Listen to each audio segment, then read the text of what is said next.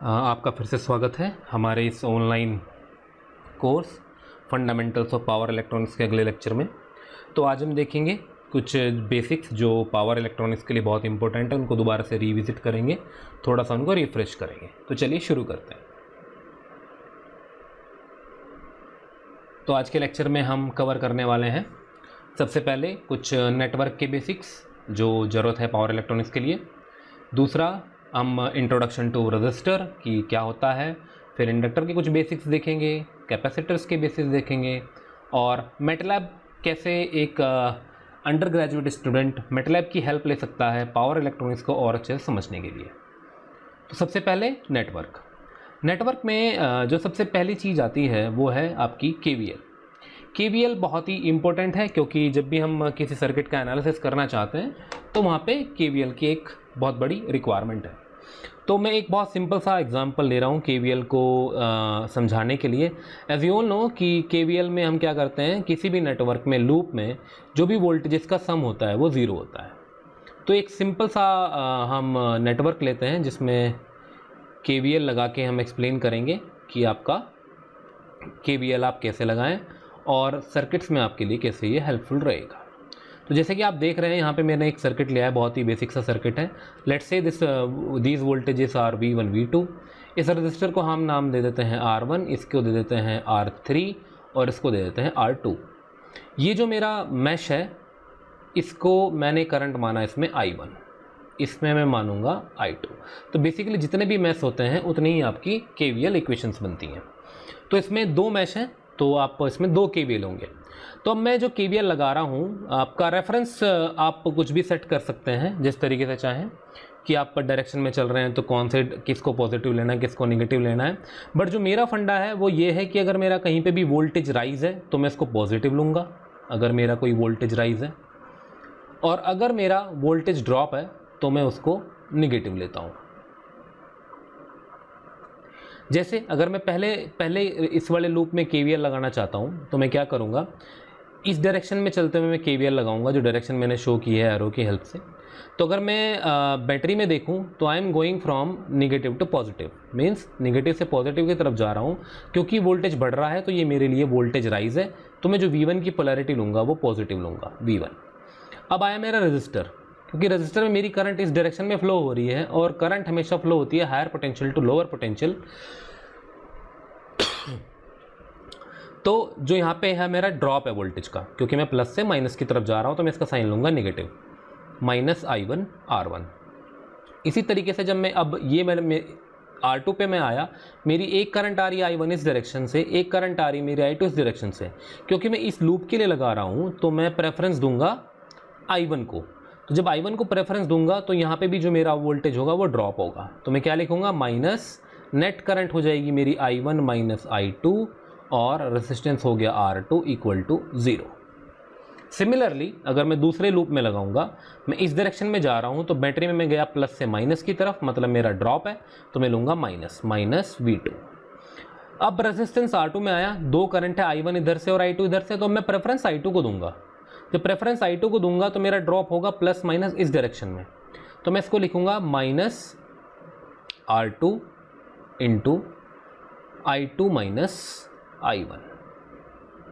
और R3 में मैं गया प्लस से माइनस की तरफ, तो यहाँ पे भी मेरी डायरेक्शन रहेगी minus I2 R3 equal to 0।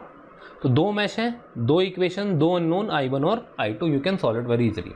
अब एक और नेटवर्क का एग्जांपल ले लेते हैं जो हमारे लिए बड़ा फ्रीक्वेंट यूज़ होगा हमारे पावर इलेक्ट्रॉनिक्स में। समटाइम्स ऐसा हो सकता है कि आपके पास एक DC सोर्स है, आपका एक इंडक्टर है, एक रजिस्टर और एक कैपेसिटर है। इस नेटवर्क में आपने केवीएल लगाना है। मान लीजिए मेरी करंट है I, मेरा वोल्टेज है V, इंडक्टर है L, रजिस्टर है R और कैपेसिटर है C। तो मैं कैसे लिखूंगा, क्योंकि मैं इस डायरेक्शन में केवीएल लगाऊंगा, इस डायरेक्शन में जब मैं केवीएल लगाऊंगा तो माइनस से प्लस की तरफ जा रहा हूँ, यानी कि मेरा राइज है तो मैं लूँगा पॉजिटिव, तो मैं लिखूँगा V इक्वल टू, अब इंडक्टर में वोल्टेज ड्रॉप क्या होगा मेरा, जो कि हम अभी आने वाले 10-12 मिनट में देखेंगे कि जो इंडक्टर के अक्रॉस वोल्टेज ड्रॉप होता है वो होता है L, जो भी आपकी करंट है उसका डिफरेंशिएशन, LdI/dt। रजिस्टर का सिंपली आप आई आर आपको बहुत अच्छे से पता है, और कैपेसिटर में होता है 1/c इंटीग्रेशन, जो भी करंट आपकी है उसका integration I D T.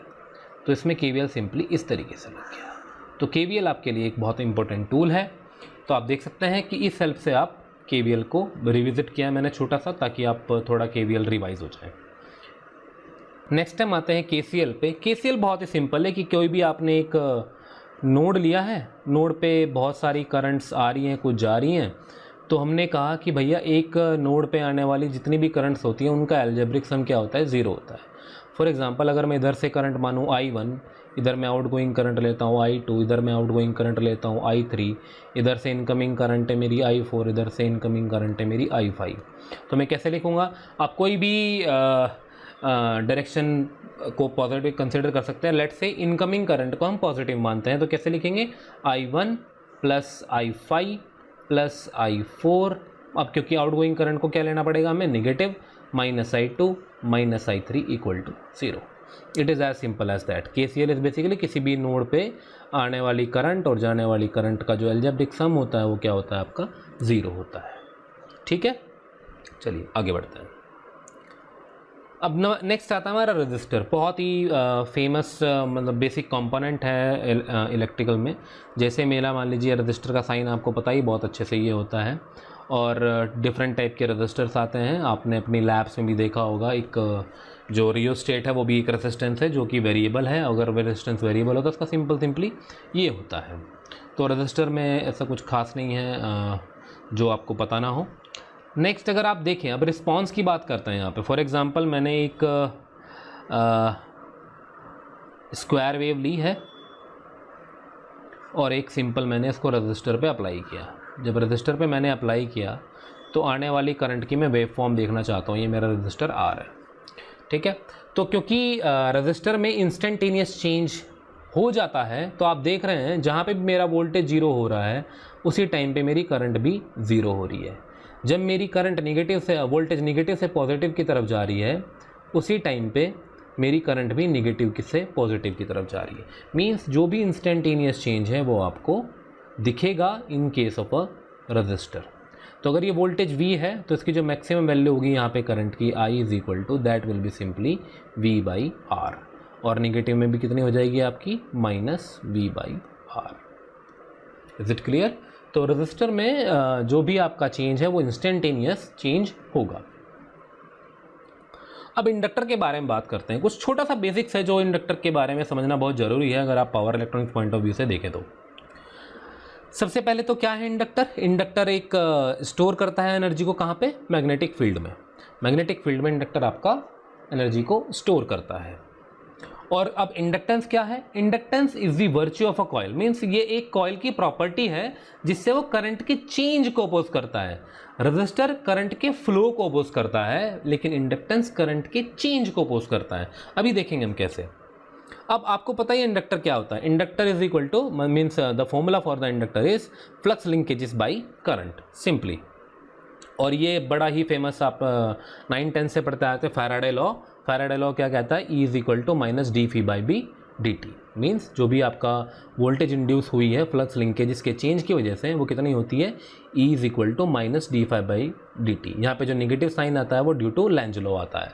Lenz law कहता है कि वो उस कारण का विरोध करते हैं जिससे वह उत्पन्न हुई है। अब अगर हम इस फॉर्मूले से देखें तो 5b मेरा हो जाएगा L इंटू आई, सिंपली 5b मेरा हो जाएगा L इंटू आई इस फॉर्मूले से। अब आप डिफरेंशिएट करेंगे, L को मैं कांस्टेंट मान लेता हूं तो मेरा क्या निकल के आ जाएगा कि अगर एक इंडक्टर है तो उसके अक्रॉस जो भी वोल्टेज इंड्यूस होगा वो कितना होगा, L di/dt। अब ये माइनस साइन कैसे, ये क्या इंडिकेट करता है, इसको थोड़ा समझ लेते हैं। फॉर एग्जांपल मेरे पास एक इंडक्टर है, इंडक्टर का सिंबल आप सभी जानते हैं ये होता है। मान लीजिए मेरी करंट आई फ्लो हो रही है इस डायरेक्शन में। अब ये करंट जो है मेरी इंक्रीजिंग है, मींस मेरी जो करंट है वो धीरे धीरे इंक्रीज कर रही है, इंक्रीजिंग करंट है। तो जो इंडक्टर में वोल्टेज इंड्यूस होगी वो इस पोलैरिटी की होगी, क्योंकि करंट को इंक्रीज कर रहा है तो इंक्रीज के चेंज को अपोज करने के लिए इस तरीके की वोल्टेज पोलैरिटी इंड्यूस करेगा, क्योंकि ये पोलैरिटी क्या कर रही है, इस करंट के फ्लो को अब अपोज करेगी, करंट के चेंज को अपोज करेगी। इसी तरीके से अगर मेरा इंडक्टर में एक करंट है I और वो डिक्रीज कर रही है, डिक्रीज करने के टाइम पे इंडक्टर उसकी हेल्प करेगा उसको बढ़ाने के लिए, तो जो पोलैरिटी इंड्यूस होगी वो इसकी अपोजिट होगी, क्योंकि करंट डिक्रीज कर रही है तो माइनस यहाँ पे प्लस यहाँ पे, तो ये आपकी करंट के फ्लो को हेल्प करेगा इंक्रीज करने के लिए। तो अगर वो गिर रही होगी तो उसे बढ़ाने की कोशिश करेगा और बढ़ रही होगी तो गिराने की कोशिश करेगा, मीन्स को लगभग कांस्टेंट रखने की कोशिश करेगा, हालांकि कर नहीं पाएगा। ठीक है, अब रिस्पॉन्स देख लेते हैं कैसा होता है।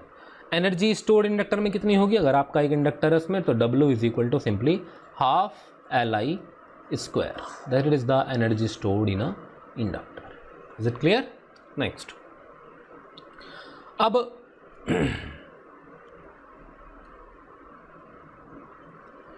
यहाँ पे एक इंडक्टर है मेरा, मान लीजिए मेरा एक इंडक्टर है, इस कॉइल पे मैंने इसको वाउंड किया है,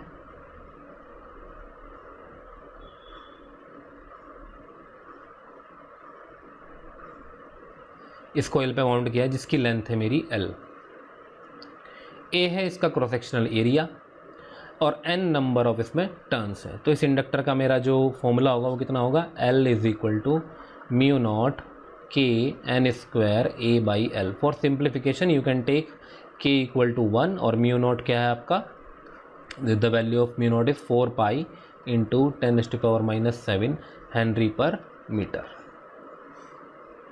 okay, A is the cross sectional area and L is the length of the this piece at which this number turns are bound.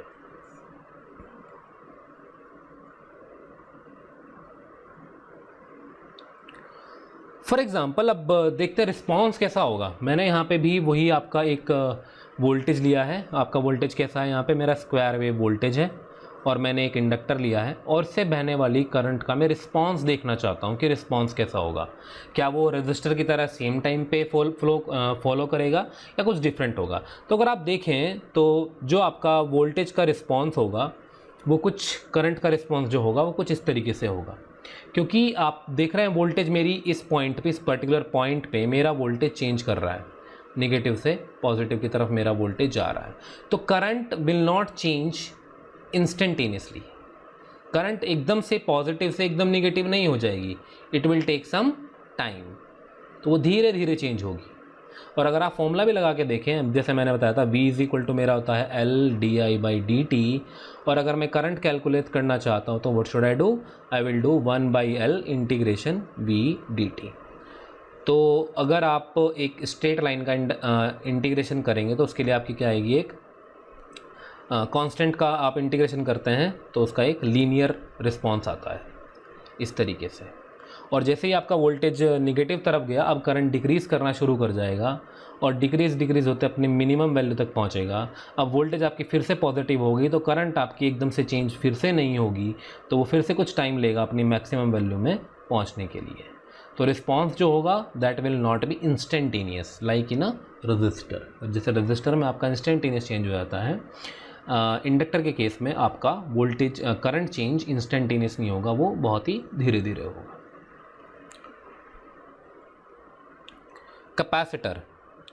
Capacitor stores energy in electric field, you are very well know that this equation.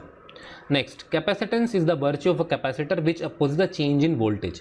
Previously inductor के case में हमने देखा कि आपका जो inductor है वो current के चेंज को अपोज करता है और कैपेसिटर वोल्टेज को या चार्ज को होल्ड करने की कोशिश करेगा और वोल्टेज के चेंज को अपोज करेगा। तो फॉर्मूला आपको बहुत पहले से पता है, फिजिक्स में 12th क्लास में भी आपने देखा होगा, C is equal to Q by V। और अगर आप एक पैरेलल प्लेट कैपेसिटर लेते हैं, पैरेलल प्लेट कैपेसिटर जिसकी विड्थ है D, इसका एरिया ऑफ क्रॉस सेक्शन है A, और तो उसका फॉर्मूला क्या था, C is equal to epsilon A by D, simple.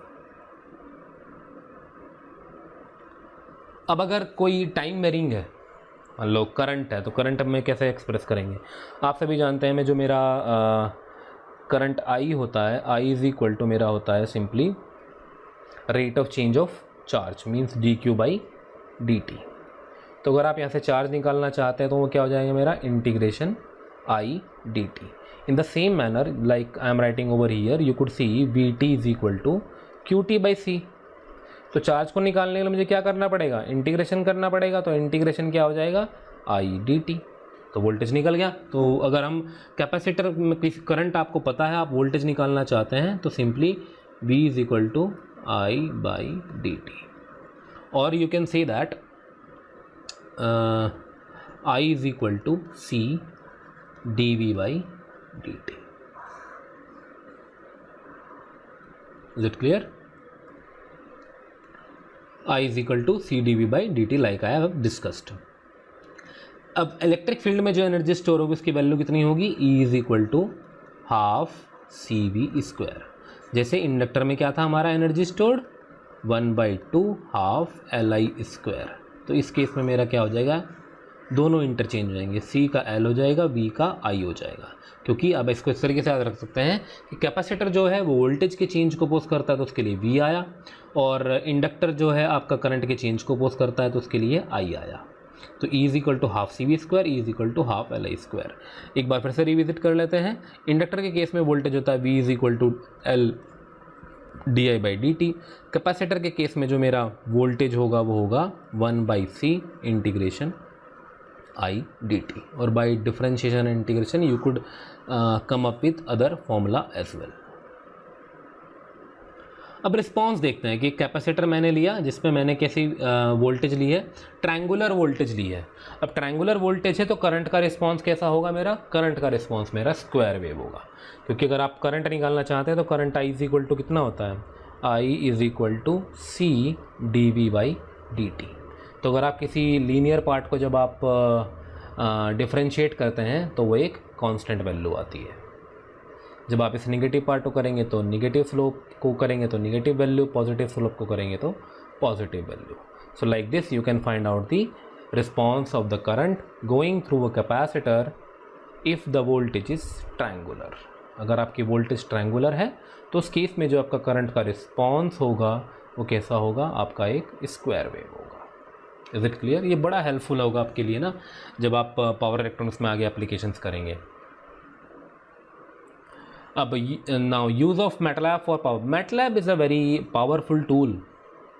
MATLAB में आप प्रोग्रामिंग भी कर सकते हैं, मैटलैब में आप सिमुलेशन भी कर सकते हैं।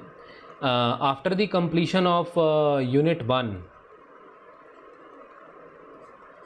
And unit 2,